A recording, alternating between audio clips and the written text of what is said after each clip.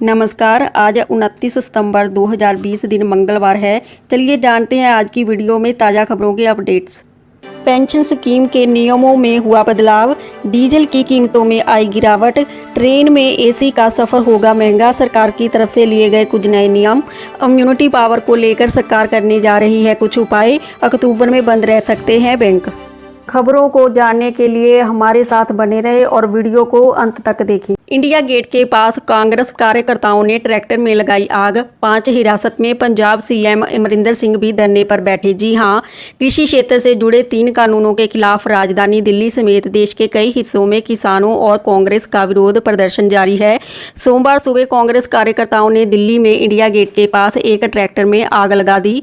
पंजाब के मुख्यमंत्री कैप्टन अमरिंदर सिंह भी धरने पर बैठ गए हैं। बता दें कि कृषि बिलों के दोनों सदनों में पास होने के बाद से ही किसान विरोध प्रदर्शन कर रहे हैं। पंजाब के मुख्यमंत्री अमरिंदर सिंह के साथ पंजाब कांग्रेस के नेताओं ने भगत सिंह की जन्मस्थली नवांशहर में खटकर कला गांव से कृषि कानूनों के खिलाफ आंदोलन शुरू कर दिया है। नेशनल पेंशन स्कीम के नियमों में हुआ बदलाव।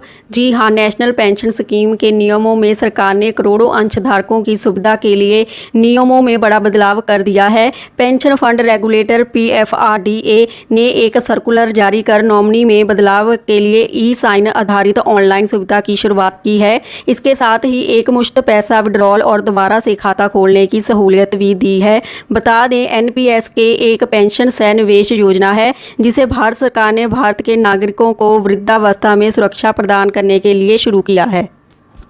एसी में सफ़र होगा महंगा, जानिए क्या क्या चार्ज वसूलेगा रेलवे। जी हां, रेलवे बड़े स्टेशनों पर यूज़र फीस वसूलने की तैयारी में है। ये ट्रेन टिकट का हिस्सा होगा, लेकिन सभी यात्रियों के लिए यूज़र फीस बराबर नहीं होगी। एसी कोच में यात्रा करने वालों को ज़्यादा यूज़र फीस चुकानी होगी।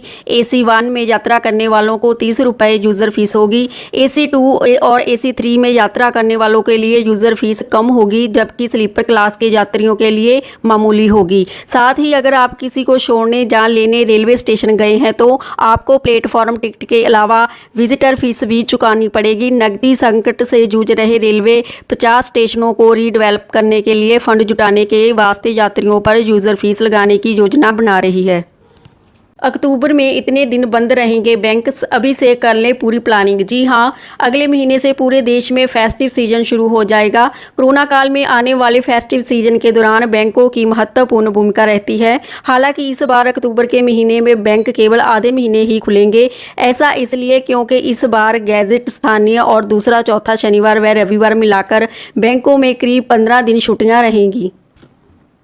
राष्ट्रपति रामनाथ कोविंद ने संसद द्वारा पास तीनों कृषि बिलों को दी मंजूरी। जी हां, लोकसभा राज्यसभा से पास हो चुके केंद्र की मोदी सरकार के तीनों बिलों को राष्ट्रपति रामनाथ कोविंद ने मंजूरी दी। राष्ट्रपति के हस्ताक्षर के बाद अब ये तीनों बिल कानून बन गए हैं। इन बिलों को लेकर संसद में विपक्षी दलों ने और बाहर पंजाब हरियाणा के किसानों ने जमकर विरोध किया। इस बिल के विरोध में पहले अकाली दल की नेता और केंद्रीय मंत्री हरसिमरत कौर ने केंद्रीय मंत्री के पद से इस्तीफा दिया। कुछ दिन बाद अकाली दल भी NDA से अलग हो गया। दोनों सदनों में इन विधेयकों के पास होने के बाद विपक्ष के नेताओं ने राष्ट्रपति से मुलाकात करके इन बिलों को मंजूरी नहीं देने की अपील की। आज लगातार चौथे दिन डीजल की कीमतों में आई गिरावट। दिल्ली में डीजल 70 रुपये 71 पैसे प्रति लीटर पर पहुंचा। जी हां, सरकारी तेल कंपनियों ने आज लगातार चौथे दिन डीजल के ग्राहकों को बड़ी राहत दी है। आज डीजल के दाम 9 से 10 पैसे तक घट गए हैं। पेट्रोल के दाम में आज भी कोई बदलाव नहीं किया गया है। पेट्रोल के दाम पिछले 6 दिनों से स्थिर चल रहे हैं। आज राजधानी दिल्ली में पेट्रोल 81 रुपये 6 पैसे और डीजल 70 रुपये 71 पैसे प्रति लीटर बिक रहा है।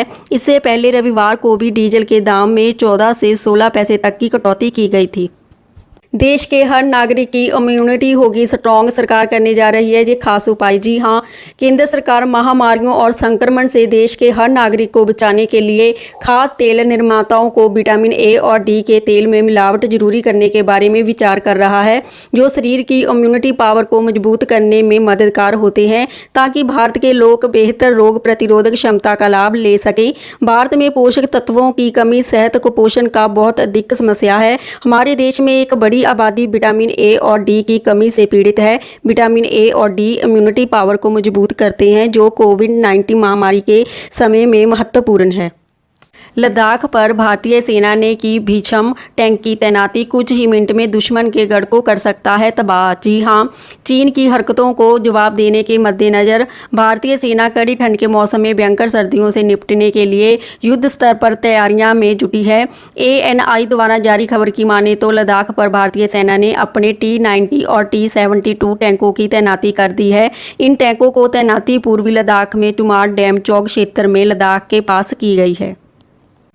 कोरोना दुनिया में 10 लाख से ज़्यादा की मौत, लंदन समेत ब्रिटेन के कुछ हिस्सों में फिर लग सकता है लॉकडाउन। जी हां, बोरिस जॉनसन सरकार नॉर्दर्न ब्रिटेन और लंदन में फिर सख्त लॉकडाउन लगाने पर विचार कर रही है।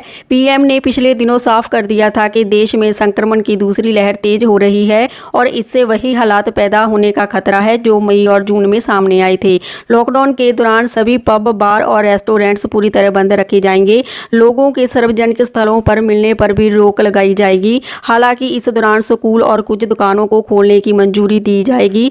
यहां तक संभव हो सकेगा वहां तक लोगों को वर्क फ्रॉम होम करना होगा।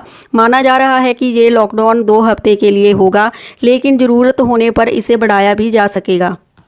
इन देशों में छिड़ा युद्ध, अब तक 23 लोगों की मौत, 100 से ज़्यादा घायल। जी हां, आर्मेनिया और अजरबैजान के बीच विवादित क्षेत्रों नागोर्नो कराबाख को लेकर लड़ाई भड़क गई। रविवार को हुए संघर्ष में कम से कम 23 लोगों की मौत हुई और 100 से ज़्यादा लोग घायल हो गए। मरने वालों में सैनिकों के साथ साथ आम जनता भी शामिल है। दोनों देशों में जारी गोलाबारी के चलते दक्षिण कॉकस क्षेत्र में स्थिरता का खतरा उत्पन्न हो गया है। ये दुनिया के बाजारों में तेल और गैस परिवहन का कॉरिडोर है। उधर अंतर्राष्ट्रीय समुदाय ने की शांति बनाए रखने की अपील की है। अगर हमारी वीडियो पसंद आई तो इसे लाइक, शेयर और सब्सक्राइब कर दें। बेल आइकॉन को भी क्लिक कर दें ताकि हमारी रोज़ की ताज़ा खबरें आप तक पहुंच सके। इसी के साथ अलविदा कहते हैं। धन्यवाद।